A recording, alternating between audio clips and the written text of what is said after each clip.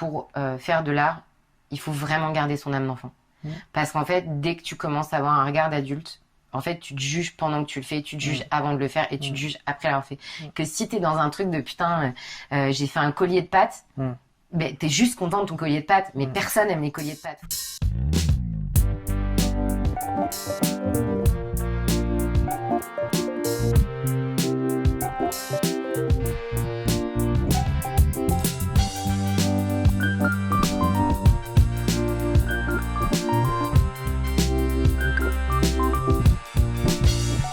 Bienvenue, je suis Nicolas Galita et tu écoutes le Syndrome de la Page Noire, le podcast où je vais à la rencontre de personnes qui font de l'art, qu'elles se définissent d'ailleurs, ou non, comme artistes.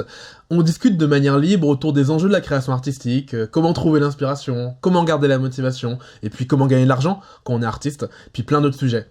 Cette semaine, j'accueille Lucille Dominchak, qui est musicienne et qui m'a rendu l'immense honneur et l'immense service surtout d'inaugurer ce podcast.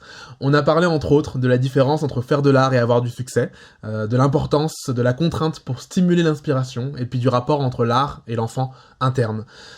Je sais que c'est le moment où je suis censé te dire de t'abonner quelque part, mais au moment où j'enregistre ça, je n'ai pas la moindre idée d'où je vais héberger ce podcast, ni de ce que ça va donner.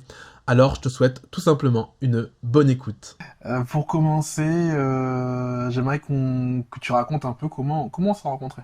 Parce qu'il y a des gens qui nous écoutent qui ne connaissent pas. Comment on est venu à se rencontrer, toi et moi, tu te rappelles ?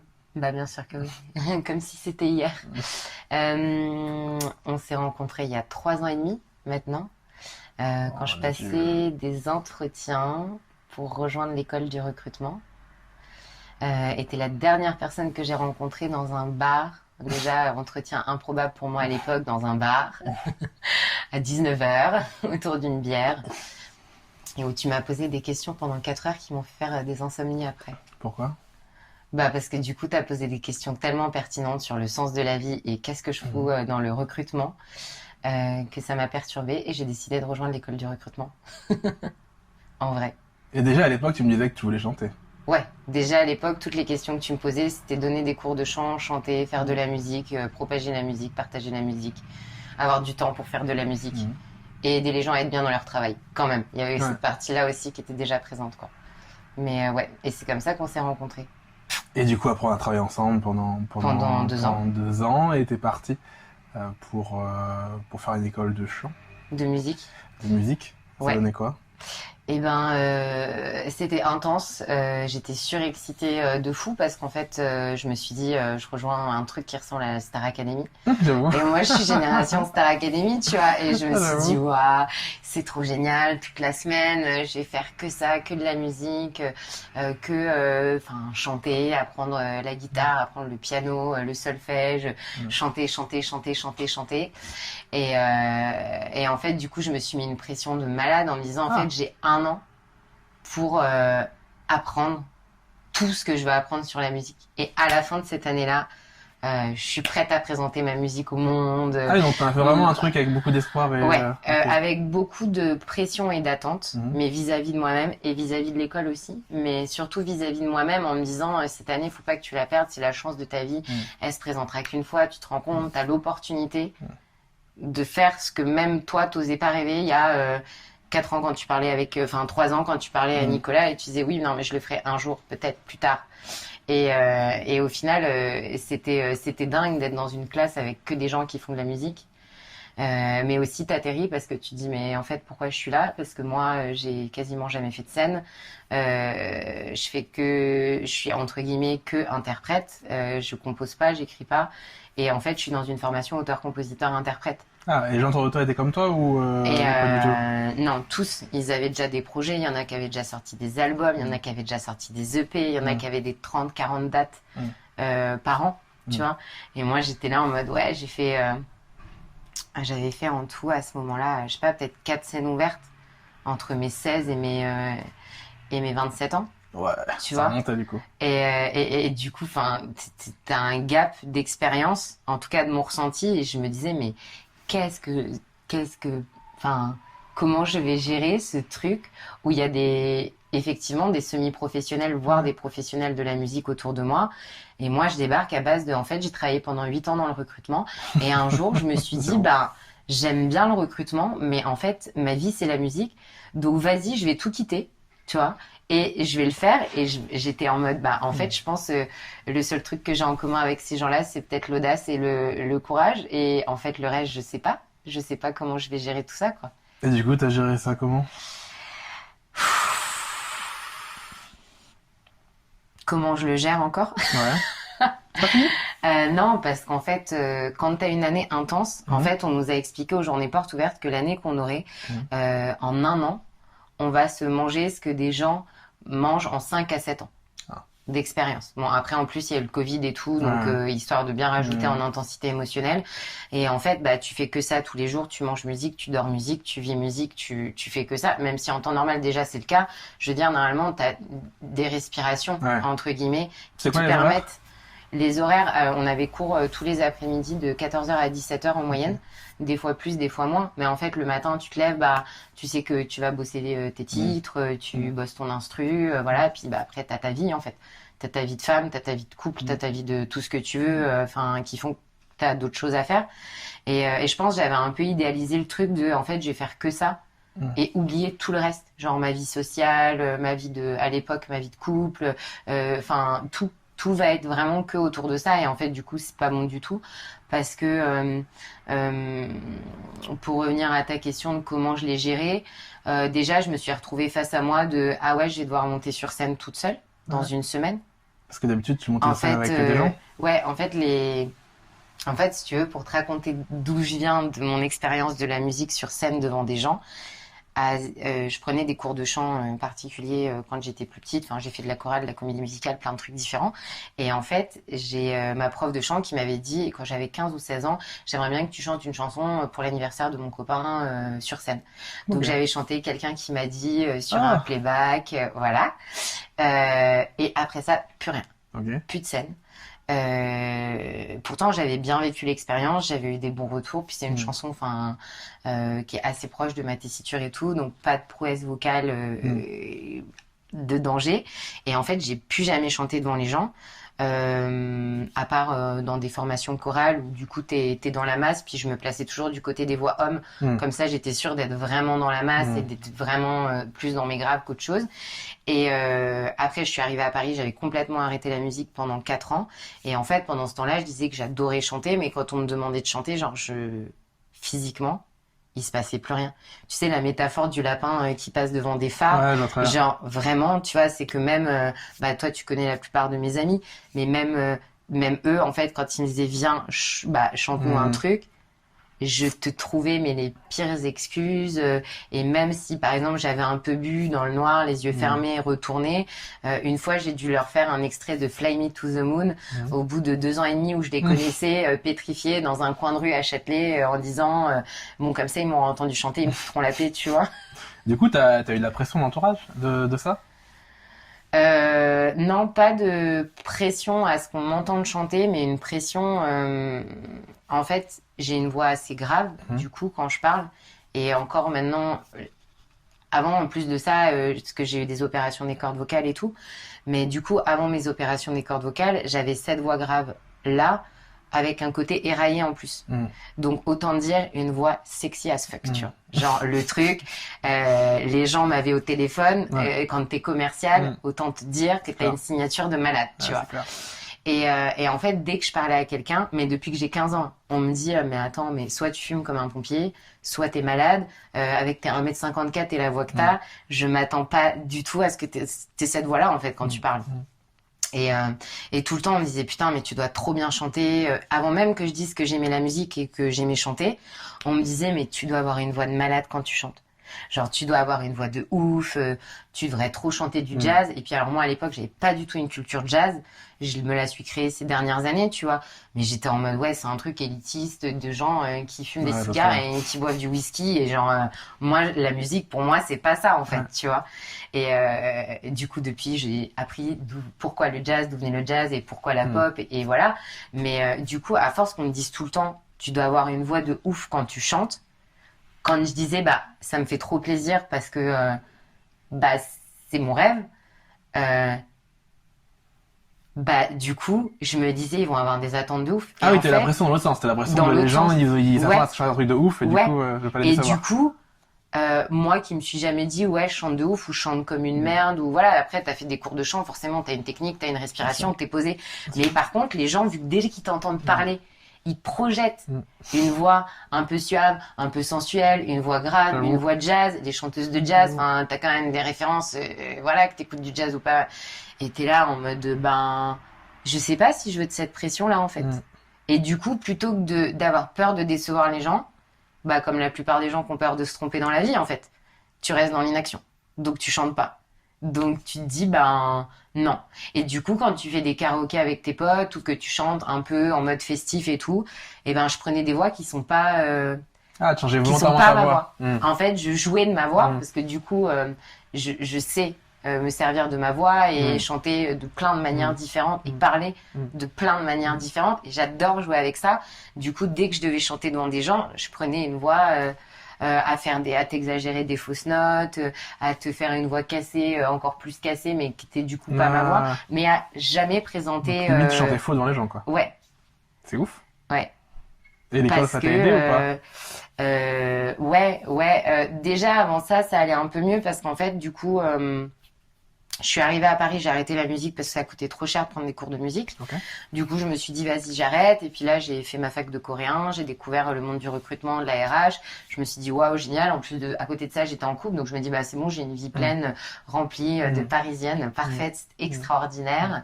Et du coup, je me disais, en fait, il n'y a pas de place pour la musique. Moi, je chante de mon côté. Donc, pour le moment, ça me va. Et en fait, je me suis retrouvée célibataire. Truc qui m'était pas arrivé depuis très longtemps. C'est quoi très longtemps? Ça faisait peut-être 4-5 ans que j'avais pas eu de vraie période de célibat. Et en fait, quand t'es célibataire, t'es avec toi-même. Ouais. Et en fait, je me suis dit, waouh! Pendant tout ce temps-là, j'ai pas fait de musique.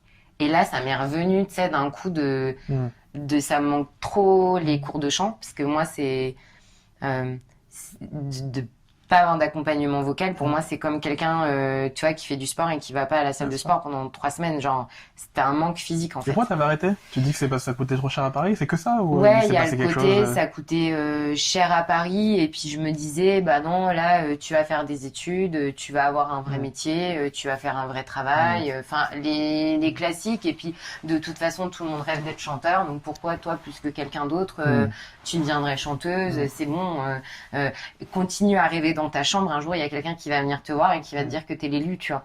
Du coup, par chanteuse, t'entendais forcément la vision médiatique qu'on a d'une personne devant plein de gens et pas forcément quelqu'un qui vit à petite échelle de son art. Et ça, moi je l'ai compris en faisant l'école. En faisant l'école, j'ai compris qu'en fait, être artiste, ça veut pas forcément dire déjà avoir du succès. Que le succès et la réussite, c'est pas la même chose. Et qu'en fait, ton succès à toi et ta réussite à toi, elle se place pas au même endroit que la réussite de quelqu'un d'autre. Et du coup, vu que, comme pour tout dans la vie, on a des dictats, on a des cases qui nous sont montrés de c'est quoi la réussite et le succès. Donc en fait, tu vas à tout prix tendre vers ça. Et puis tu commences à voir les années qui passent, donc tu te dis déjà j'ai plus l'âge pour répondre à ça. Et puis tu te dis en fait moi j'ai pas fait de conservatoire, j'ai pas. Puis tu vois au fur et à mesure les trucs. Tu t'es dit ça, je suis trop vieille pour. Je me posais la question de temps en temps. Ouais. Encore maintenant. Tu vois. T'as quel âge? T'as 28 ans. 28 ans. Hein.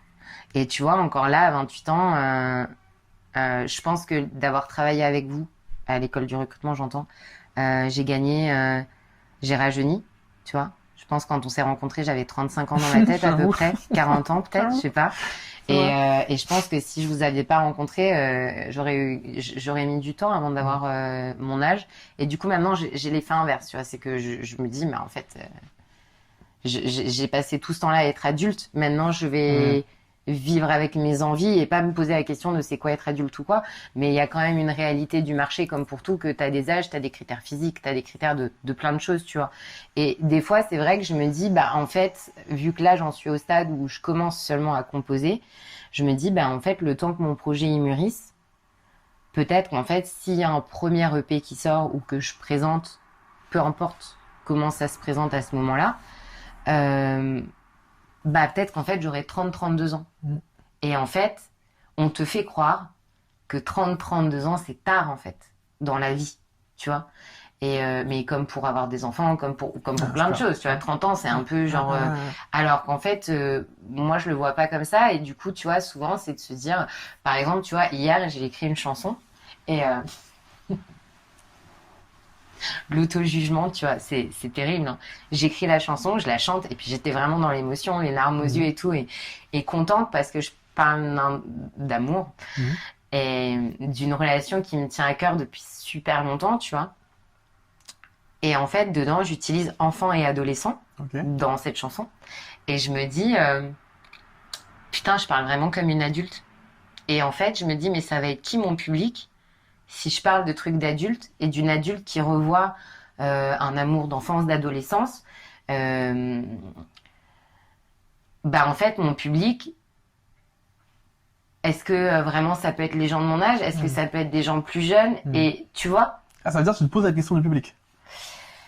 Ça va être infernal. Moi, si j'écrivais en me posant la question de qui me lit, ce serait infernal, je pourrais pas écrire. J'arrête de le faire.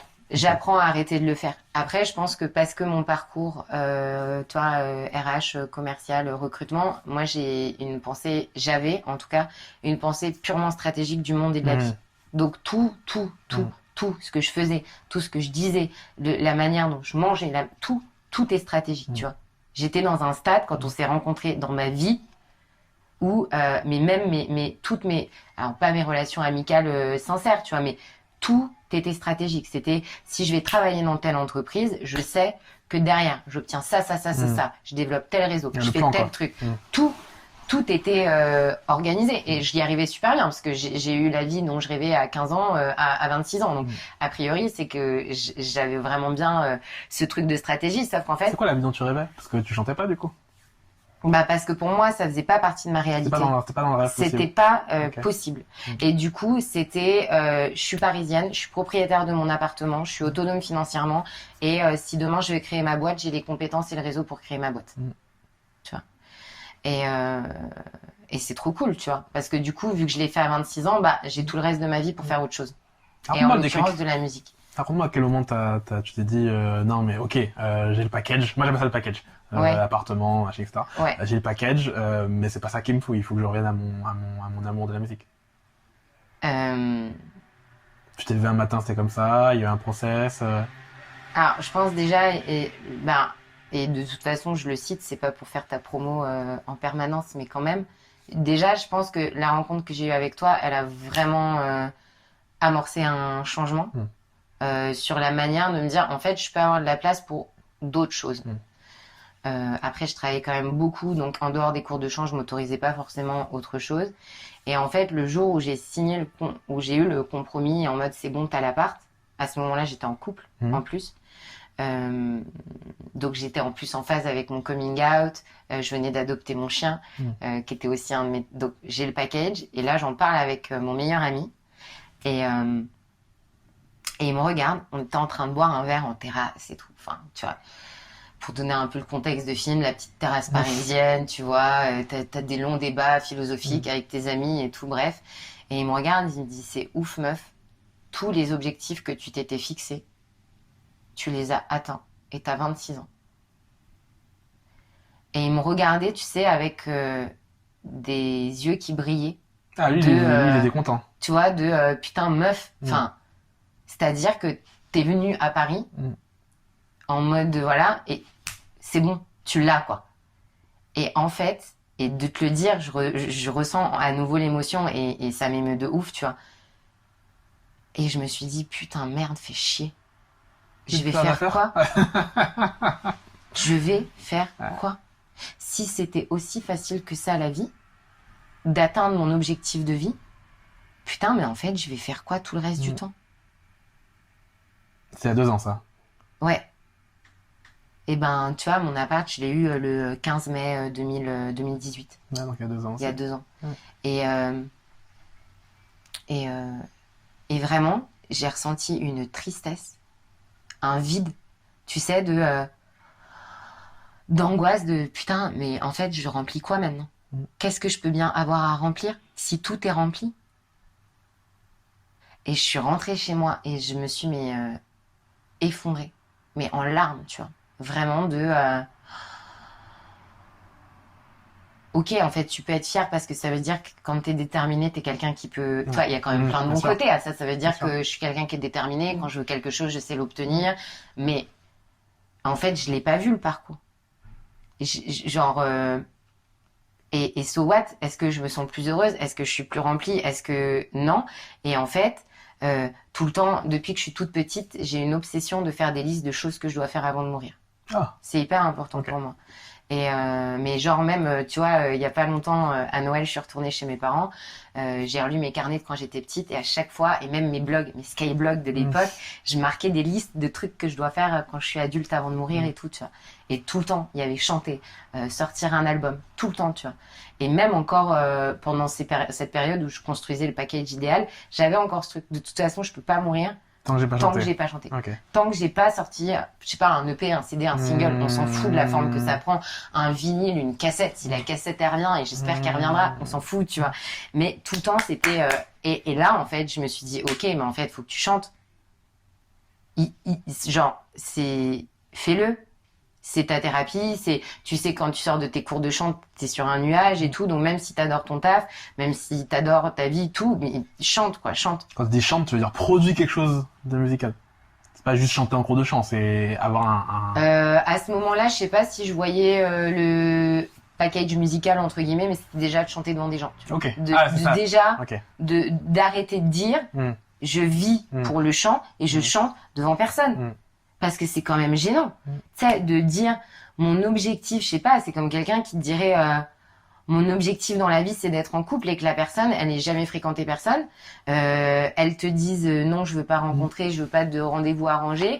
Et qu'elle te dise en plus de ça, non, je vais pas aller sur Tinder, je vais pas aller sur Mythique, je vais rester tout seul dans ma chambre. Je vais rester allongé dans mon lit et je vais attendre que potentiellement la femme ou l'homme de ma vie arrive, tu vois. Je prends mes notes parce que je voulais te montrer que j'avais déjà écrit pour te montrer à quel point t'es pas la seule.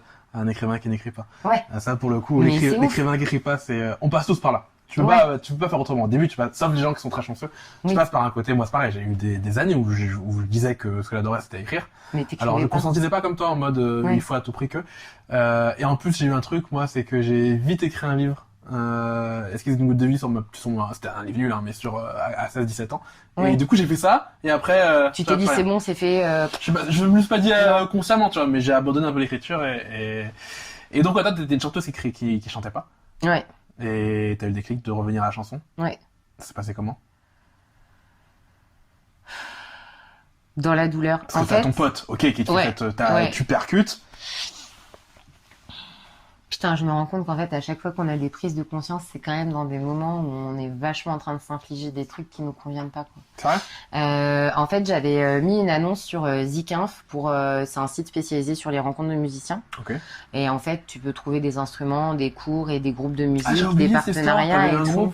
J'avais eu un groupe, 2 groupes. J'avais eu un groupe de hard rock metal. J'ai oublié. Ouais.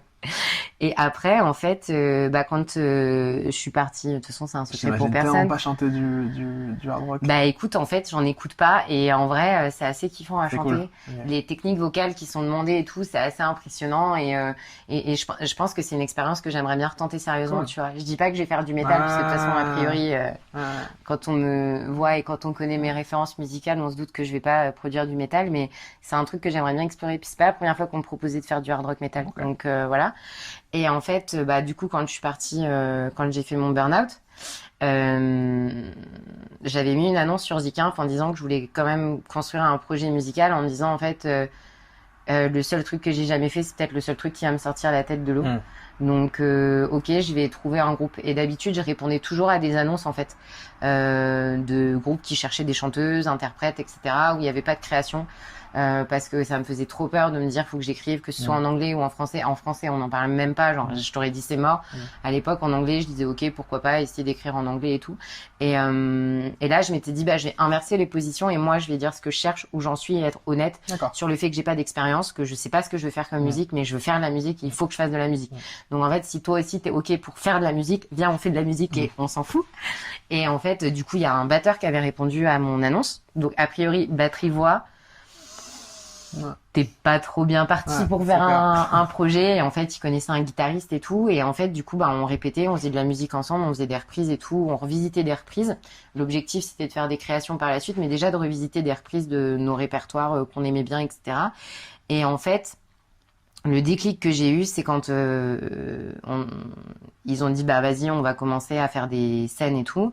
Et je leur ai dit par contre, moi j'ai pas à chanter, donc en fait on peut pas commencer devant des gens, on peut pas commencer à faire des contrats payés si je sais pas ce que je vaux devant un public gratuit et déjà devant des gens, tu vois. C'est-à-dire que même ma copine de l'époque, je m'avais pas entendu chanter. Je crois elle m'avait jamais entendu chanter. Sérieusement, je veux dire. Tu sais, quand tu es de l'émotion, quand t'es, tu vois, elle m'avait jamais entendu chanter. Pourtant, elle me soutenait, elle me disait, si tu veux devenir chanteuse, vas-y, deviens chanteuse, mais deviens chanteuse, quoi. Genre, pas ce truc-là que tu fais, c'est-à-dire rien, tu vois.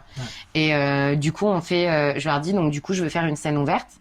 1 ou 2 chansons, guitare-voix, un truc simple, efficace et tout, hyper emballé, ils étaient à fond, ils étaient au taquet de ouf et tout. Et là, au final, ça a pas du tout été guitare-voix, on a fait de la musique assistée par ordinateur, on a fait un petit micmac et tout. On arrive à un bar à Pigalle qui fait des scènes ouvertes tous les jeudis, et là, j'étais dans un état, mais...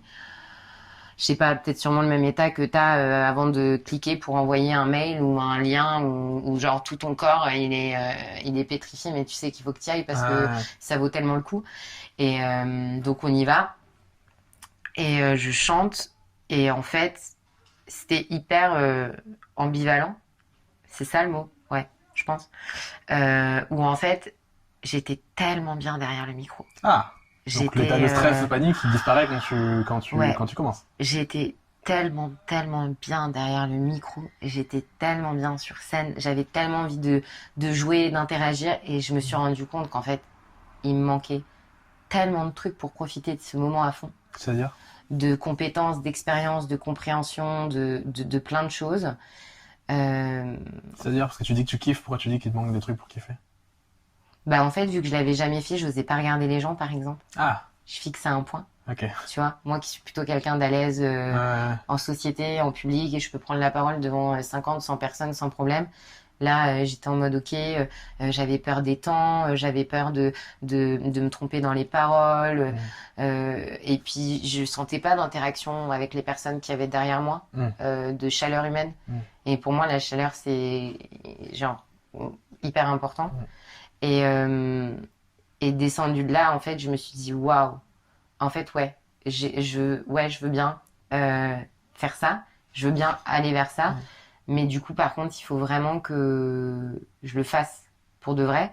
Et en fait, du coup, j'ai réfléchi et je me suis dit, en fait, peut-être que le meilleur moyen d'utiliser mon temps, c'est de faire partir en rupture conventionnelle et de faire sérieusement une année d'école de musique pour pouvoir comprendre les musiciens. C'est là que vient l'idée de l'école de musique. C'est là que vient l'idée de l'école de musique et de faire sérieusement de la musique. Sérieusement. Oui, sérieusement, dans le sens de me dire, en fait, quand je leur parle, ils ne me comprennent pas. Et en fait, quand t'es chanteur-interprète et que les musiciens te comprennent pas ou que tu comprends pas les musiciens, c'est hyper compliqué. Parce qu'en fait, déjà, il faut savoir trouver ta tonalité. Alors, sauf si t'es instrumentiste. Moi, à l'époque, j'étais pas instrumentiste, très peu. En fait, ta tonalité, c'est bien quand tu peux la chercher toi-même, que t'as pas tout le temps, t'es pas dépendant d'un prof de chant, que t'es pas dépendant de ton guitariste, que t'es pas dépendant d'un autre musicien. La tonalité ? En fait, la tonalité, c'est par exemple, tu vas chanter au clair de la lune d'une manière. Moi, je vais partir sur une autre note. Et en fait, le fait que ce soit pas la note de base, ça veut dire qu'il faut transposer tout le morceau. Tu vois, c'est comme une traduction en fait entre l'anglais et le français, sauf que là, c'est entre 2 notes différentes. C'est comme ça que je l'expliquerai de manière la plus simple possible. Et moi, on me disait, c'est quoi ta tonalité ? J'étais en mode, je sais pas, je vais te chanter la chanson. Et on me disait, tiens, peut-être t'es en do. Ouais, d'accord, je suis en do.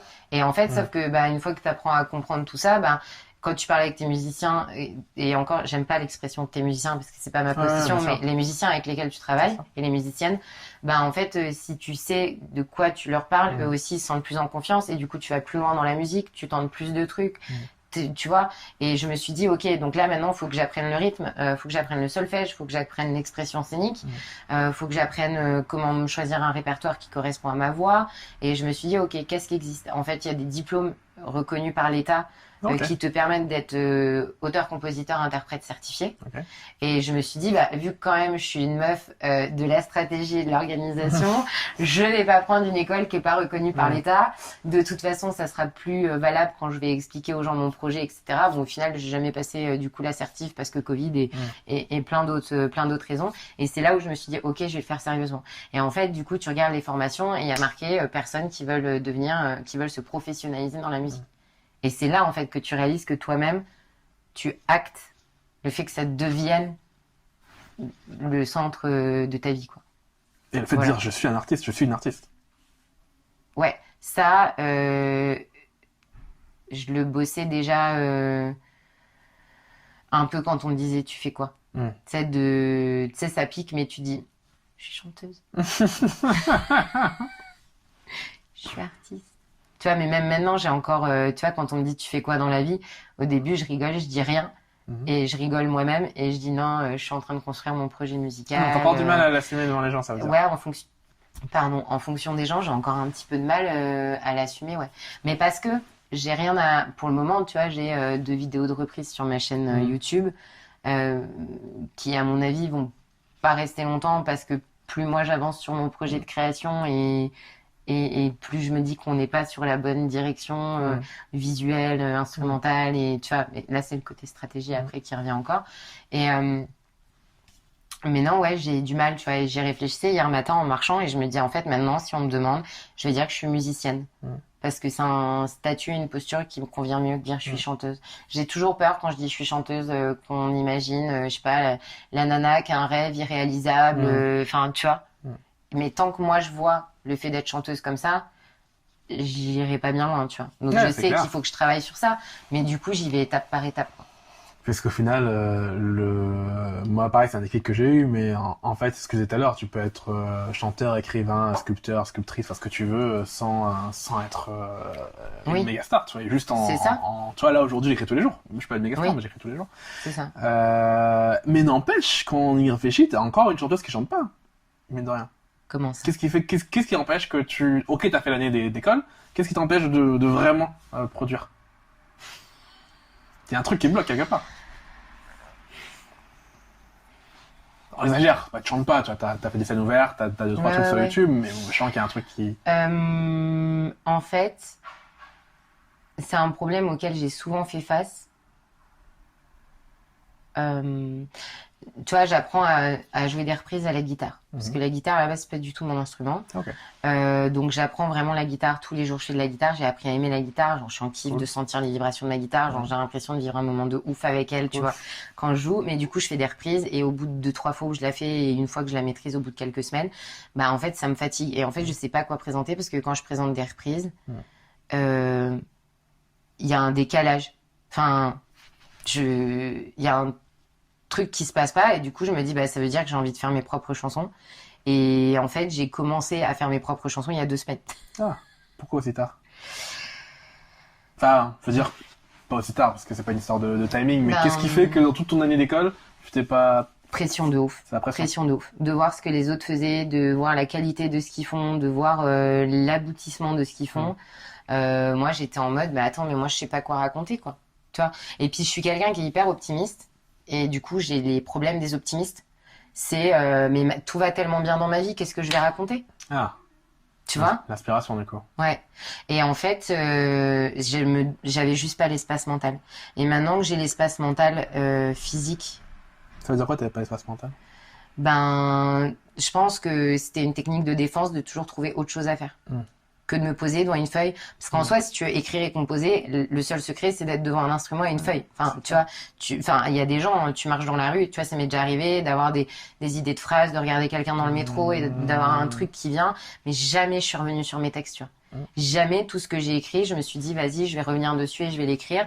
Et je pense que ce qui me manquait, parce que là je suis en train d'agir pour, c'est d'avoir mes propres textes et mes propres chansons. Et du coup là, d'avoir notamment, tu vois, les extraits que je t'ai envoyés, etc., peu importe la qualité que c'est, en fait déjà je me suis dit, arrête de penser qualité.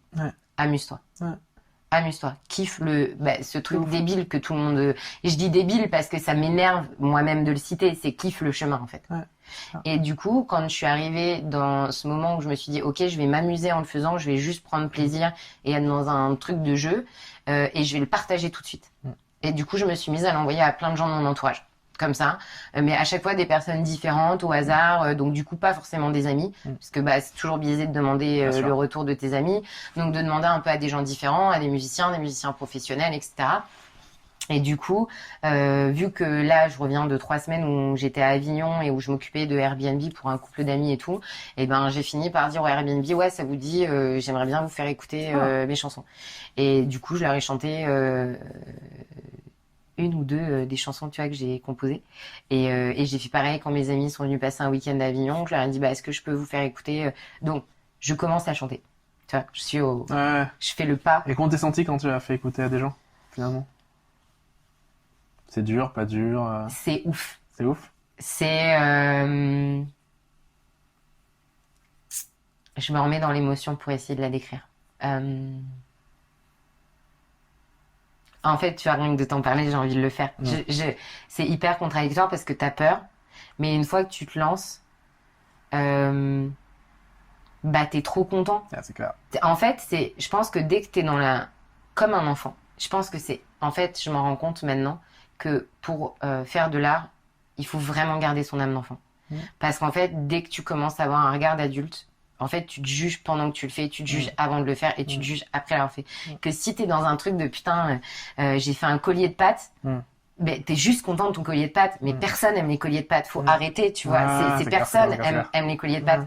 Et ou peut-être oui, des gens, mais c'est rare. Et du coup, en fait, je pense que quand tu montres ce que tu fais, faut te mettre dans la démarche de je vais vous montrer comment je fais le collier de pâtes et je vais vous montrer le collier de pâtes. Et si t'es dans ça, alors tu kiffes. Et du coup, après, je dis si je suis ouverte ou pas à avoir des feedbacks et quel type de feedback je suis ouverte à avoir. C'était vrai. Parce que en fait, j'ai remarqué que quand une chanson vient d'être faite, en tout cas moi, quand je viens de faire une chanson, en fonction de depuis combien de temps je la travaille et je la chante, je peux prendre très violemment tous les retours. C'est-à-dire même positifs.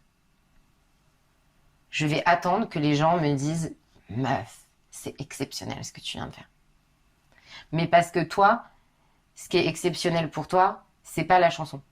C'est le fait que tu l'aies fait, c'est déjà exceptionnel. Et en fait, moi, j'en suis encore à la phase où j'ai besoin d'encouragement. Et du coup, je préfère être honnête tu vois, quand j'interagis avec les gens, en fonction du stade de maturité où j'en suis sur mon recul, de dire, je suis encore dans une phase d'encouragement, donc des fois même, je vais dire, je veux pas de retour. Ça m'arrive d'envoyer et de dire, je veux pas de retour. C'est juste moi, en fait, qui partage pour moi, pour ma construction personnelle, tu vois. Et du coup, tu te sens bien, en fait, quand tu fais ça. Et tu vois, quand je l'ai fait le début de la chanson, parce que du coup, je fais jamais du premier coup, tu vois. Okay. Je fais les premières notes, je fais la première phrase, je me stoppe, je me juge. Ok. J'ai mon petit dictateur interne qui vient dire ouah, ton placement, et t'as oublié de respirer, t'es pas du tout dans les... T'es pas en train de partager, en fait. T'es en train de t'écouter, enfin, tu vois, t'as tout ça qui vient. Et du coup, là, j'arrête et je me dis, ok, respire, reviens dans le partage, je crois. Et du coup, mais comme pour tout dans la vie, en fait. Dès que tu partages, c'est forcément cool, en fait, ce qui se passe. Peu importe derrière si la personne elle aime ou pas. Et puis j'avoue, moi j'ai un côté qui va peut-être me jouer des tours un jour, je sais pas. J'ai le côté de, je suis quelqu'un qui est assez, qui apprend à cultiver l'auto encouragement du coup.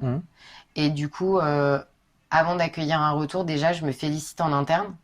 J'en parlais avec une copine tout à l'heure, je disais j'ai mon public interne qui me dit tu l'as fait. En fait, peu importe la qualité de ce que tu viens de faire, déjà tu l'as fait. Et avant, ça pouvait m'arriver, par exemple, de dire au moins tu l'as fait, mais de bâcler. Toi, par exemple, à l'école de musique, je demandais en début d'année, je demandais toujours à passer la première. J'allais la première, en cours d'expression scénique ou en cours de chant, j'allais la première, je le faisais et je me disais c'est bon, c'est fait. T'es débarrassé. Mais du coup, tu te nourris pas des conseils, tu prends pas le temps de regarder les autres gens de la classe, tu prends pas le temps de te poser, enfin, tu vois. C'est fou, c'est un peu contradictoire avec le fait que tu me dises que t'as un dictateur interne qui te juge. T'as à la fois un dictateur interne qui te juge, à la fois... mais je pense que tous, on doit avoir ça. Tu vois. Je pense que, mais pour tout dans la vie, en fait, c'est comment tu gères tes petites voix internes, en fait. Et je pense qu'il y a des moments où ton dictateur, il va te sauver. Et il y a des moments où c'est ton public interne qui va te sauver. Mais si t'as que un public interne,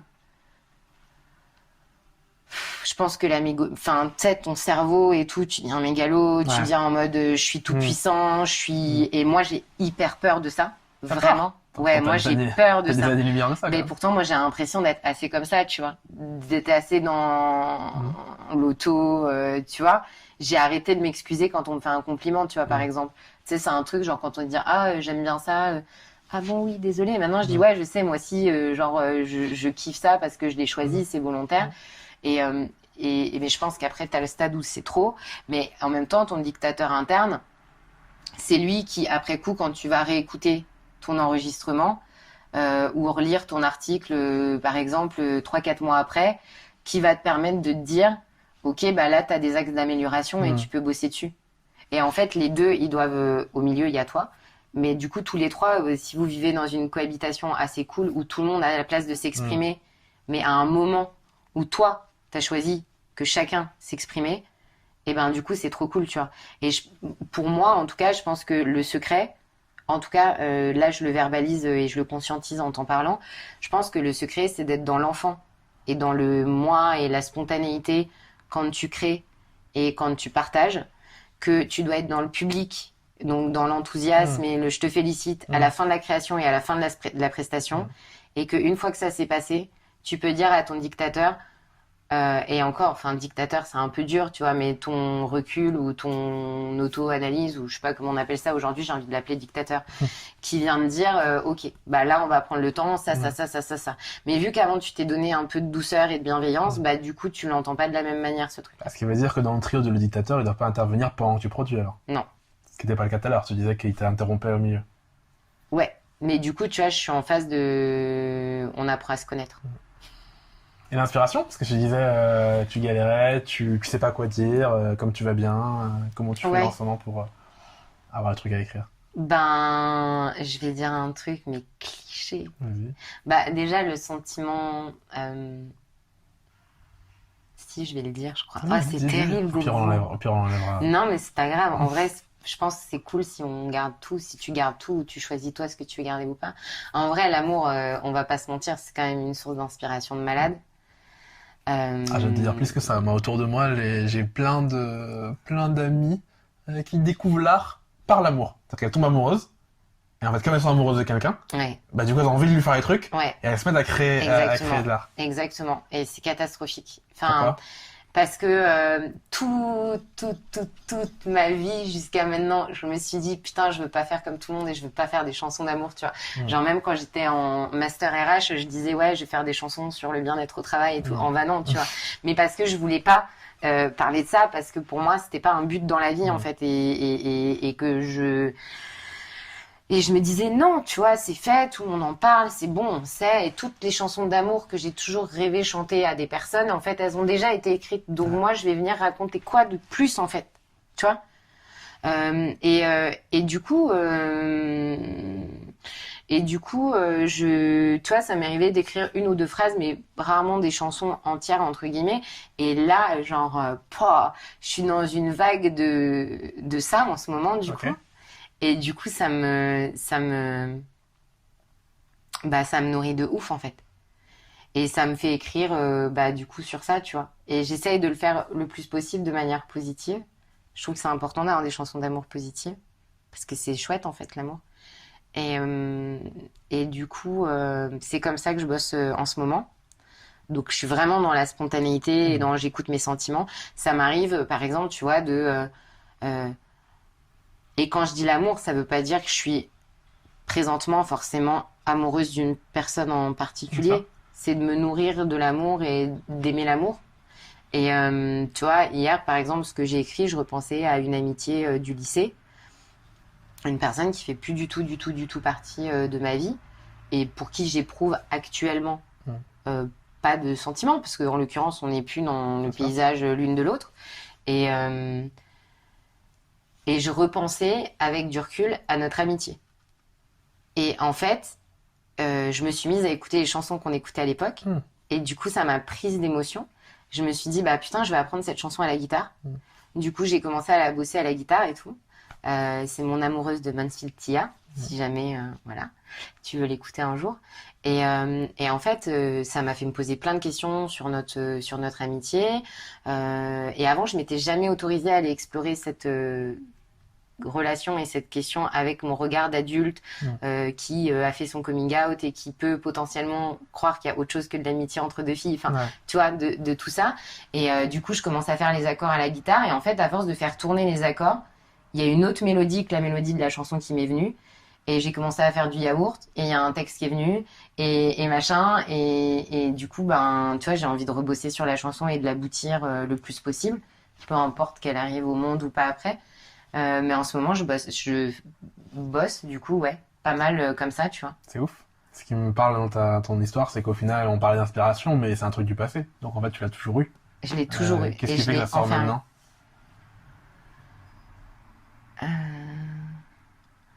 Bah, je pense que pour le coup d'avoir été dans une relation où je pouvais pas exprimer mes amours passés, ça me donne envie de revisiter tout ça, déjà. Et en fait, je suis dans une phase où j'ai décidé de... Ça va être hyper paradoxal ce que je vais dire. J'ai envie d'arrêter de bloquer ce qui vient. Ok. En fait, quand j'ai des émotions négatives, je les bloque. Systématiquement, je bloque. Ça n'existe pas.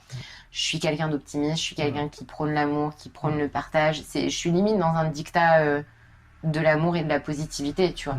Je comprenais pas les gens qui pouvaient aller mal jusqu'à il y a peu de temps. Enfin, tu vois, tout ça pour moi c'était hyper abstrait. Genre quelqu'un qui me disait je suis en dépression, j'étais en mode bah easy, sors de ta dépression, tu vois. Ça je vois. Et du coup maintenant quand ça vient, j'accueille et je me laisse pleurer. Et tu vois là d'avoir été seule, et je pense que d'avoir été seule à Avignon pendant quelques semaines, et vraiment seule avec que des instruments, mon chien. Et pas de possibilité de regarder de films, pas de Netflix, tout ça, bah en fait, tes émotions, elles viennent en fait. Et du coup, ça veut dire qu'il faut créer un cadre. Moi, c'est j'y crois beaucoup. Moi, je crois pas à l'inspiration, tu balades dans la rue. Je crois qu'en fait, le plus dur, c'est te poser, te forcer à rien faire d'autre, à être seul avec toi-même. Et comment tu fais du coup pour avoir cette discipline ? Eh ben... Quand t'arrives à l'avoir ? Alors, avant pas. Du coup, c'est pour ça que je faisais rien. Après, il y a eu l'école. En vrai, ils nous ont donné plein de techniques, tu vois. Alors, en fait, notamment la contrainte. En fait, l'art nécessite de la contrainte. Okay. C'est ce qu'on nous disait tout le temps. Okay. Et qu'en fait, notamment quand tu veux écrire tes propres chansons, la feuille blanche, horrible, tu vois.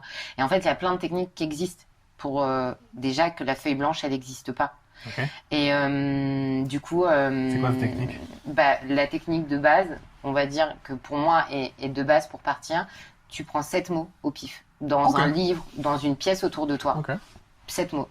Genre là, tu vois, je vois molitor, fleur, kaki, canapé, amour et champêtre. Tu vois ? T'écris tes mots, je sais pas si j'en ai 17, mais 6 ou 7. Et en fait, de là, tu t'imposes une forme, donc de rime, de métrique.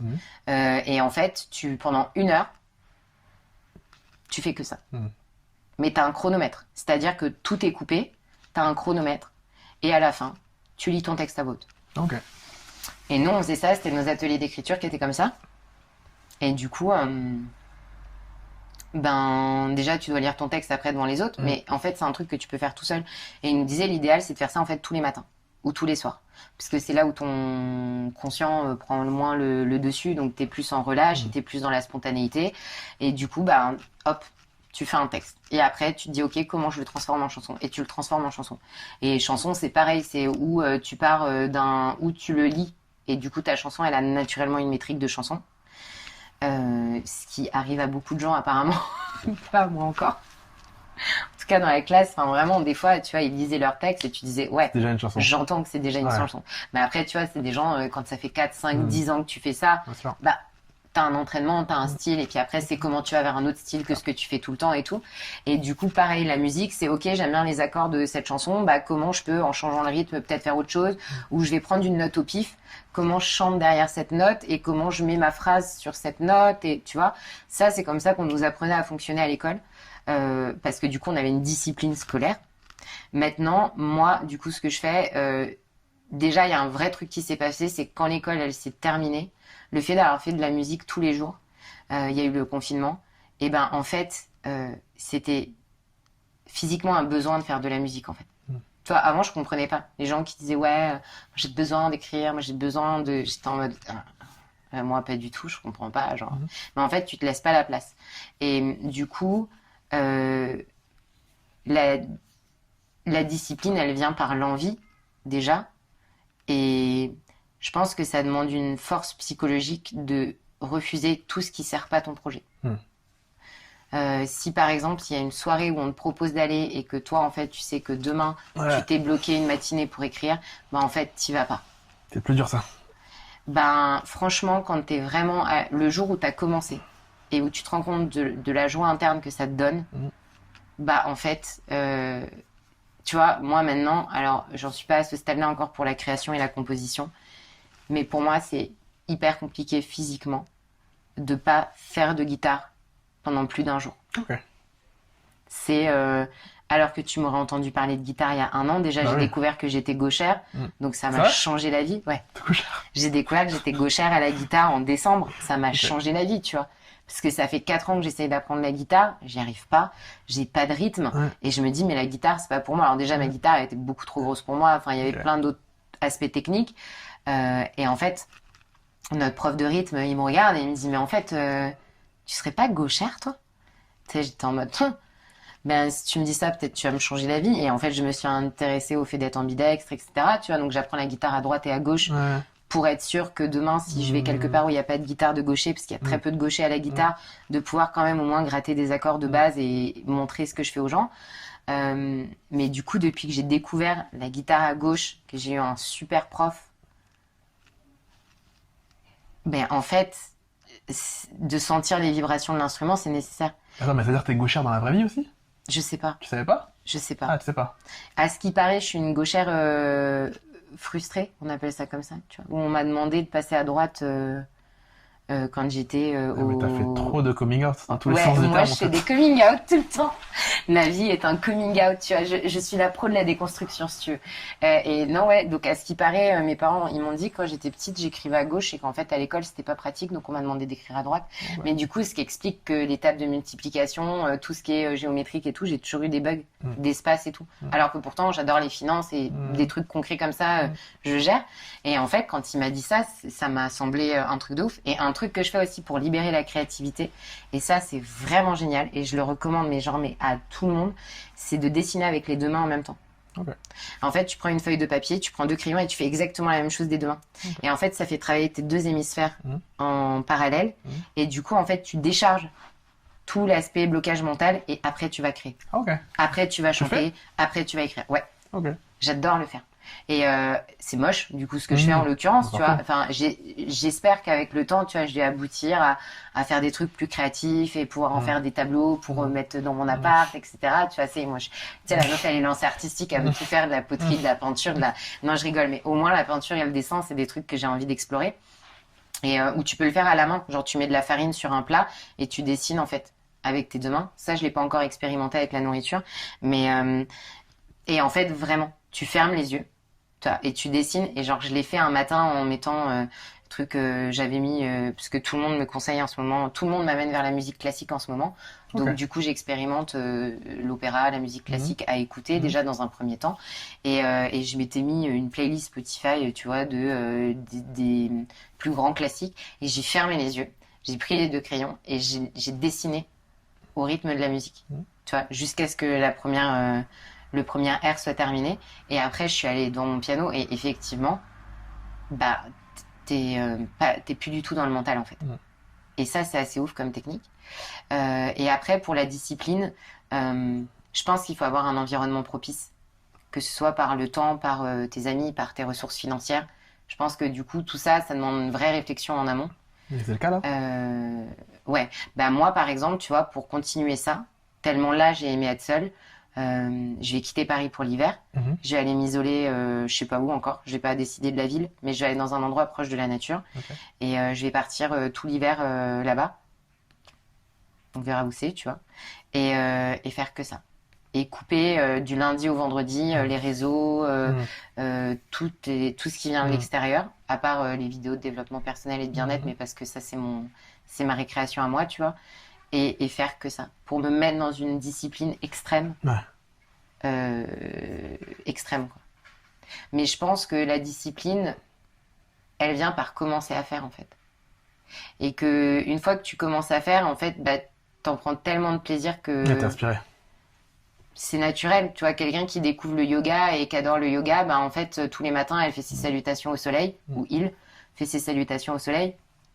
Bah là, en fait, ça devient pareil, en fait. Ça devient une hygiène de vie. Et en fait, c'est plus de la discipline.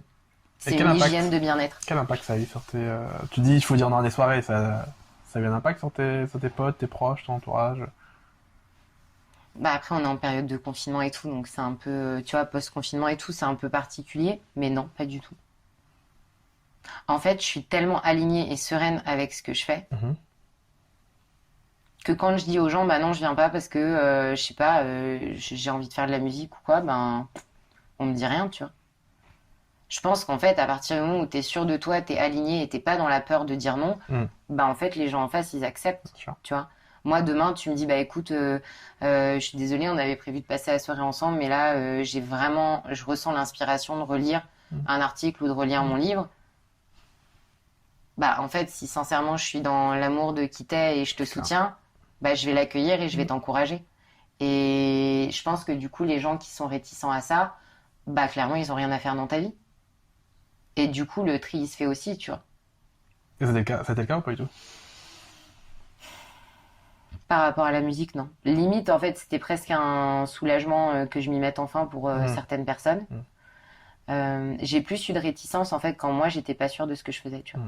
Quand j'ai dit je vais faire une école de musique et que j'étais pas alignée avec ça, les gens ils me disaient ah bon parce que toi tu veux en faire un métier, tu vois. Et quand on me disait ça, j'étais en mode je sais pas, oui, non, peut-être. En fait, les retours des gens reflétaient aussi tes ouais. propres doutes à toi en fait. Ouais. Tu vois. Et pareil, tu vois, là je me prépare psychologiquement au jour et c'est pour ça que j'envoie mes chansons avant qu'elles soient abouties. J'envoie des extraits, des trucs qui ressemblent à enfin, vraiment, pas du tout des chansons, parce que je me dis un jour, et limite, je l'espère, qu'on me dise en fait ce que t'as fait, c'est pourri, c'est de la merde, je veux pas écouter ça. Parce qu'en fait, si toi t'es aligné avec ce que tu fais, la personne elle peut te dire que c'est pourri et tout. Alors, il y a la critique constructive, mais il y a la critique du j'aime pas quitter, et ce que tu fais, parce que du coup, ton art c'est quitter, entre guillemets, enfin, ça parle quand même de toi, et ben, faut s'y préparer, tu vois. Et si t'es aligné, bah du coup, quelqu'un qui te dit j'aime pas, bah tu diras ok, j'entends que t'aimes pas. Que si toi t'es pas aligné, on te dit j'aime pas, et moi ça a été mon cas toute l'année scolaire, de dire bah je jette la chanson. Tu vois, moi on m'a déjà dit par exemple bah là ton vocabulaire peut-être tu pourrais le travailler un peu plus, c'est un peu bateau et tout, et ben la chanson jusqu'à ce que là tu vois je sois toute seule à Avignon, je l'avais pas retouchée pendant 6 mois, je l'ai pas retouchée. Parce qu'une personne t'a dit ça? Ouais. Alors que quand j'ai terminé cette chanson là, j'avais les larmes aux yeux de me dire, c'est mon public interne qui m'a dit t'as terminé une chanson, on s'en fout du quand, pourquoi, comment, t'as terminé une chanson, ça y est, t'as terminé ta première chanson où t'as fait le texte toute seule, t'as fait le piano toute seule, t'as fait les mélodies toute seule, et elle a une structure et elle tient debout. Et hop, t'as eu un retour manque de vocabulaire et t'as arrêté pendant 6 mois. Et en fait en fait, je me suis empressée. Je suis quelqu'un qui est, donc on l'aura compris beaucoup dans le partage, mais à tel point que j'ai du mal à garder les choses pour moi. Donc mes émotions, ce que je vis, ce que je traverse, les rencontres, tout, je suis quelqu'un qui a beaucoup besoin d'en parler. Et je pense que ça aussi, ça joue sur le manque d'inspiration. C'est que plus tu donnes à l'extérieur, moins tu as à l'intérieur pour transformer ça en art ou en une matière que tu peux transmettre différemment. Et du coup, j'avais hâte de le faire écouter à cette personne-là. Et sauf qu'en fait, j'étais pas prête à avoir un autre tour que je suis trop fière de toi, t'as fait ta première chanson. J'étais encore, pour le coup, dans l'enfant qui veut être félicité. Sauf que cette personne-là, je l'avais pas prévenue et elle savait pas que c'était ce que j'attendais. Et là, ça a été hyper violent, en fait. Ça a été hyper violent parce que j'étais dans une phase où j'étais encore hyper exigeante et hyper perfectionniste. Je me soigne pour ça, tu vois. Et du coup, la moindre critique, pour moi, ça veut dire c'est de la merde.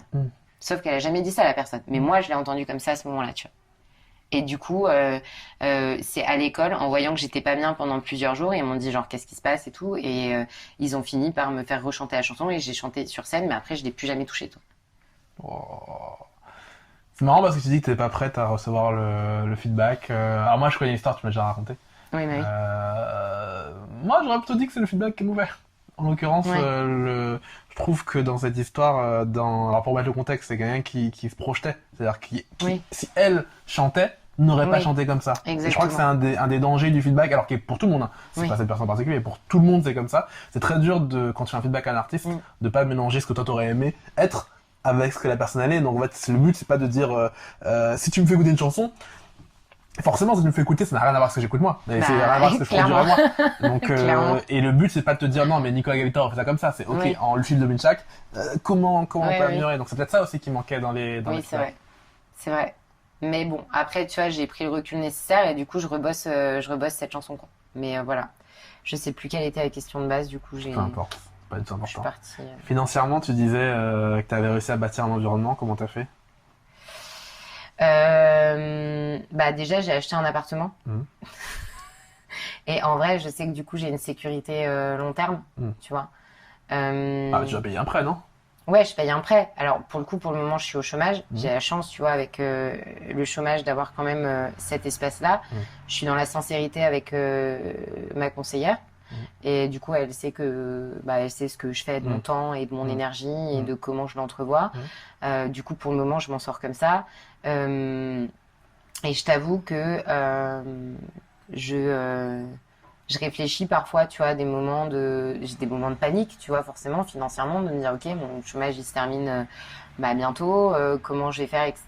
Et en fait, je décide d'être dans la confiance et de me dire, en fait, le jour où je serai au pied du mur, j'ai la chance d'avoir un parcours professionnel solide et fiable, d'avoir des études fiables. Donc, et quand je dis fiable, ça veut dire que je sais que je vais pouvoir quand même choisir un métier que j'apprécie. Et du coup, mon plan pour le moment, c'est de me concentrer uniquement sur mon projet musical jusqu'à décembre 2020. Et à partir de janvier, en fonction de ce qui en sort, réfléchir à comment ça peut être un moyen de subvenir à mes besoins, en sachant que je veux pas mettre de pression financière dessus, parce que la pression financière, je suis convaincue que ça tue l'art, en tout cas pour ma part. Donc tu veux décorréler ton art du revenu? Ouais, pour le moment. Parce que j'ai essayé de le faire, et en fait, du coup, je voyais que performance, objectif et stratégie, et c'est hyper dur. Et du coup, l'idée, ça serait, tu vois, à partir de janvier, voir comment ça peut s'équilibrer, est-ce qu'il y a des opportunités, des possibilités, comment je peux créer moi des sources de revenus, etc. Et maintenant, il y a tellement de possibilités qui existent. Et du coup, en parallèle, soit faire des accompagnements à la réalisation de projets, pas forcément musicaux, mais d'entrepreneurs. Ce que je fais là pour m'amuser avec des personnes de mon réseau, tu vois, je les accompagne à structurer leur stratégie, leur business, etc. Et ça m'amuse beaucoup, donc c'est cool, tu vois. Et du coup, voir si ça peut m'apporter de l'argent. Et l'autre option, ça serait de reprendre, tu vois, un travail à mi-temps ou à tiers-temps dans une entreprise que j'aime bien. Et du coup d'être honnête aussi avec l'entreprise en me disant moi je travaille et à côté en fait je suis en train de créer mon projet musical. Et je pense qu'il y a un truc où les gens ils ont hyper peur de le dire parce qu'on pense que les gens vont pas être réceptifs, mais une fois de plus quoi.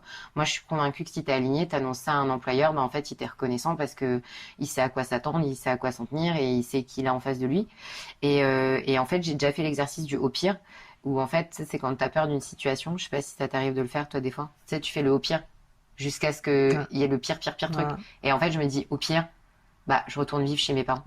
Enfin, et donc, mon au pire, il est comparé à genre 80% de la société, dans tous les cas, hyper chanceux, en fait.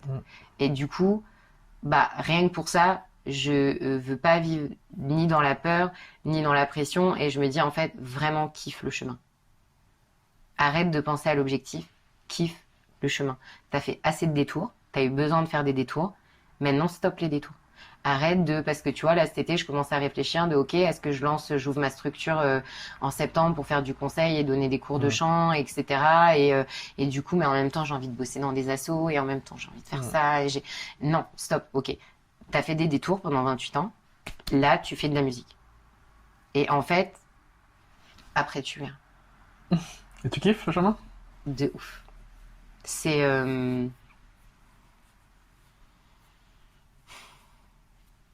En fait, je pense que je me rends...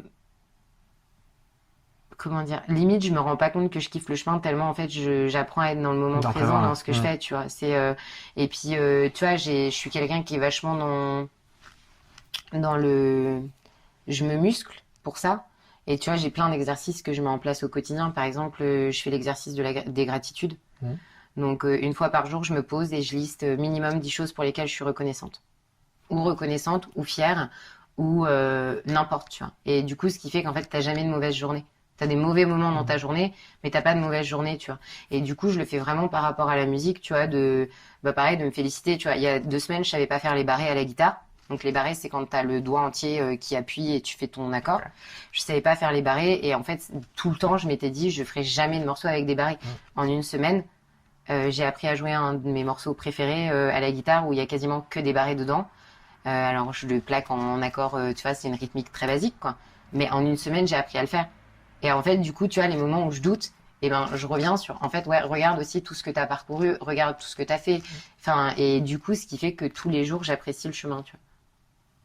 Tu devais revenir en arrière, tu vois la Lucille d'il y a quoi, 4-5 ans? Tu lui dirais quoi? Il y a 4-5 ans, j'étais où? Même peut-être pas aussi loin, mais juste ouais, non, en haut si, sur c'est Paris. intéressant, je travaillais en cabinet de recrutement en plus il y a 4 ans. Tu chantais, tu m'as dit t'arrives à Paris, t'arrêtes de chanter.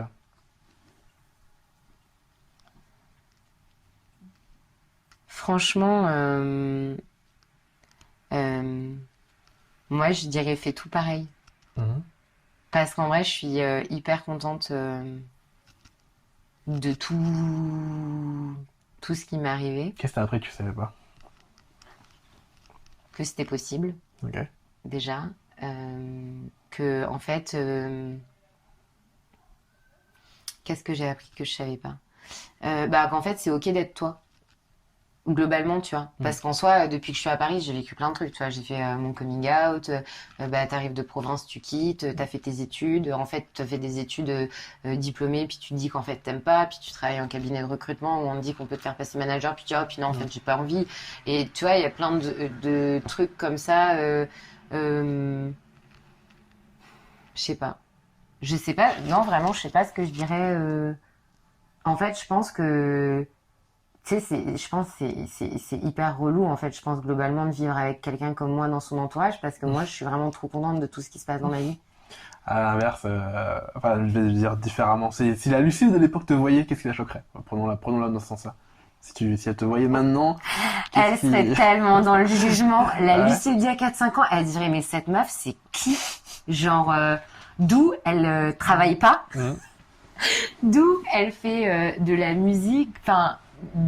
tu vois, vraiment, je pense que j'aurais été dans un jugement profond, juger vraiment pas les artistes, mais déjà les gens qui travaillaient pas, je les jugeais, les gens, enfin, tu vois, j'étais quelqu'un de très jugeant, je pense, malgré le fait de dire oui, j'aime tout le monde. En vrai, dès que quelqu'un sortait des codes de la société, c'était vraiment problématique pour moi, quoi.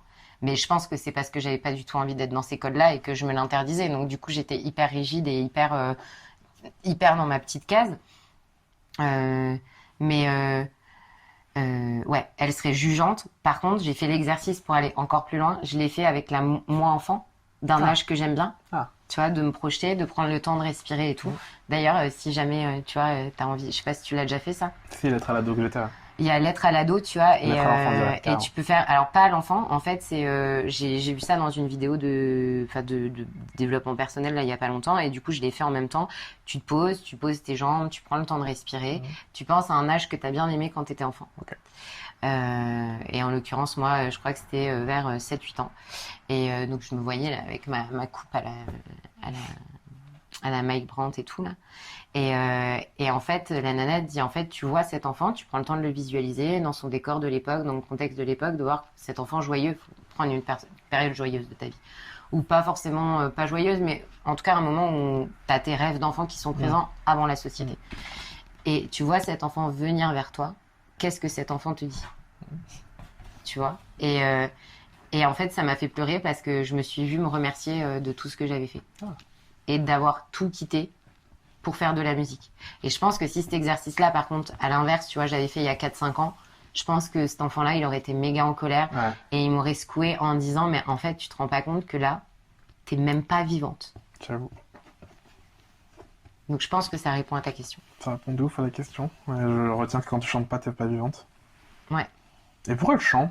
On n'a pas vu ça parce que depuis le début, on parle comme si c'était une évidence, mais t'as toujours voulu chanter? Franchement, pour faire la phrase basique de tout le monde, ouais, je me souviens pas quand, comment. Okay. En fait, j'ai fait de la chorale hyper rapidement, toi, dès la primaire.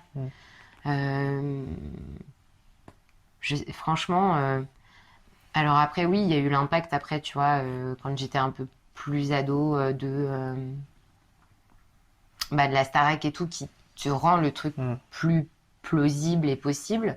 Mais franchement, même en primaire, tu vois, avec mes copines, on faisait des comédies musicales, on faisait des spectacles de chorégraphie et tout. Je sais pas, ma mère, elle me disait que je chantais tout le temps. Alors moi, j'ai pas de souvenirs plus que ça, mais je sais pas pourquoi le chant. Je sais pas pourquoi. Si je te laisse la possibilité de de faire une chanson que tout le monde voit, tous les humains voient et entendent. Pour les besoins de l'exercice, on dit que tout le monde comprend la langue que tu chantes. Là, je te laisse écrire cette chanson. Elle parle de quoi? Elle ressemble à quoi? C'est quoi ton œuvre que tu aimerais que tout le monde entende? Je te le dis, moi, je suis en train de préparer. J'ai en tête un livre qui s'appelle En couple avec moi-même. Trop bien, je me lis. Grave. Je sais pas encore comment le faire parce qu'il me manque d'infos autres que juste ma propre expérience. Mais voilà, si je meurs avant d'avoir fait ça, je serais pas deg parce que je serais mort, mais t'as compris ce que je veux dire. Ouais, j'ai trop envie de lire le livre. Si j'avais une chanson, elle fait danser. Ok. Les basses, elles sont méga intenses. Ok. Je sais pas la langue. Anglais et français, j'imagine. Et en fait, ça parle de l'amour de soi. Okay. Parce que je pense que j'ai envie... Ouais, je pense que c'est ça. Tu vois, j'ai envie que, genre, cette œuvre-là, quand les gens l'écouteront, qu'ils aient plus d'amour envers eux-mêmes après l'écoute de la chanson qu'avant l'écoute de la chanson. Ok. Et il y a des trucs qui t'ont aidé, toi, pour ça? Parce que t'as beaucoup parlé de dev perso pendant qu'on discutait. Il y a des livres, des trucs, des vidéos qui t'ont aidé? En fait, moi, d'aussi loin que je me souvienne, déjà, c'est de voir des gens malheureux. En vrai, ça aide beaucoup. Tu sais, de voir des gens malheureux, du coup, ça t'incite à être heureux, je trouve. Enfin, où tu reproduis le schéma, où tu fais l'inverse. Donc ça, déjà, l'entourage. Après, en fait, j'ai pas eu d'autre choix que de m'y intéresser, parce qu'en fait, j'ai commencé à faire des crises d'angoisse très tôt. Enfin, tôt. Tu vois, j'avais les premières que j'ai faites, c'était en plein milieu de la nuit, j'avais 20 ans, je me réveillais en pleurs et je savais pas pourquoi je pleurais, tu vois. Ah ouais. Bah c'est marrant, si tu disais que t'étais une meuf positive. Ouais, mais je pleurais jamais la journée, j'étais positive la journée. Et t'étais négative la nuit et positive la journée. Mais la nuit, je me réveillais, je pleurais parfois et je comprenais pas, tu vois. Et du coup, j'ai vu des psys et tout. Alors après, au lycée, j'étais quand même plutôt assez dépressive comme nana, tu vois. Okay. Et on m'a donné un livre, le premier livre que j'ai lu, c'est L'homme qui voulait être heureux de Gounel. Vraiment bien, et plutôt dans la joie, et plutôt dans l'accueil et tout, et qui m'a bien aidée. Et le deuxième, alors je sais plus qui l'a écrit, mais par contre ça a été une claque horrible, c'est Le chevalier à l'armure rouillée. Je connais pas. En fait, c'est l'histoire d'un mec qui veut parcourir le monde, mais en fait il est en armure. Et en fait, son armure finit par rouiller et il est bloqué dans sa propre armure. Donc ça parle beaucoup, tu vois, des masques de la société, de tout ça.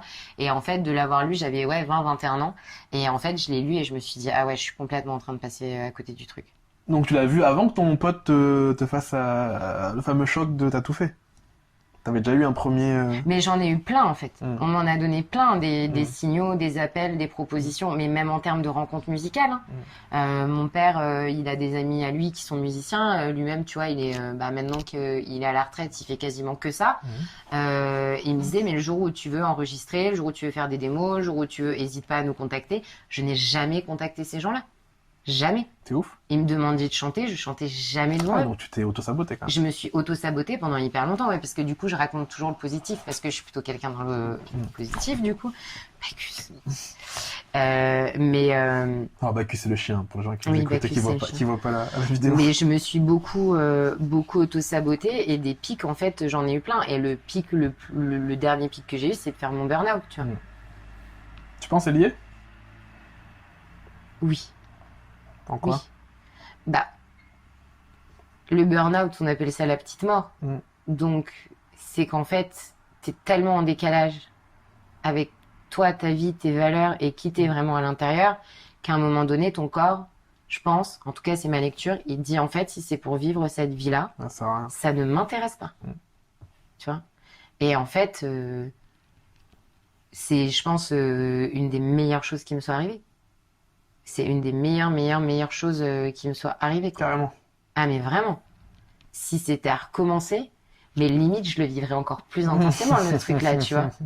Tellement, tu vois, ça m'a confrontée à comment je regarde la société, c'est quoi mes valeurs politiques, c'est quoi, qu'est-ce que je vois de tout. Et le travail, il est pas fini, parce que du coup, je viens d'ouvrir la boîte de Pandore et de découvrir qu'en fait, le monde entier dépend de la manière dont tu le regardes, enfin la manière dont tu le vis, tu vois. Et voilà.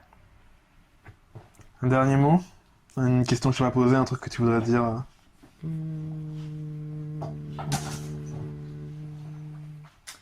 Un dernier truc.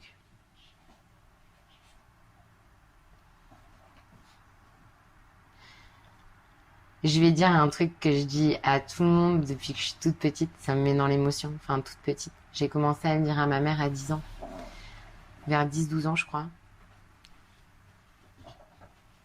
Le jour où tu vas mourir et où tu seras dans ta tombe, il n'y a personne qui vient te remercier et te féliciter pour ce que tu n'as pas fait. Donc tu es obligé d'avoir la meilleure vie possible que tu as envie d'avoir. Et ce sera le mot de la fin. Voilà. Merci Lucille. Merci à toi.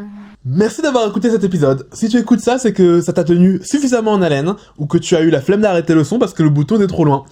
Si par un hasard extraordinaire tu écoutes cet épisode alors que tu n'es pas abonné à l'Atelier Galita, c'est le moment de me rejoindre. Tape Atelier Galita dans Google et laisse ton email sur la page. L'Atelier Galita, c'est mon espace de création. L'idée, c'est de t'envoyer une dose d'inspiration chaque matin dans ta boîte email. Il n'y a pas de thématique particulière, il y a juste une promesse, te proposer exactement l'inverse des actualités. C'est-à-dire que là où les actualités sont anxiogènes, éphémères et futiles, je te propose un contenu épanouissant, intemporel et utile. Ceci étant dit, je te dis encore merci de m'avoir écouté et à la semaine prochaine pour un autre épisode du syndrome de la page noire. D'ici là, garde la pêche et mange des poires.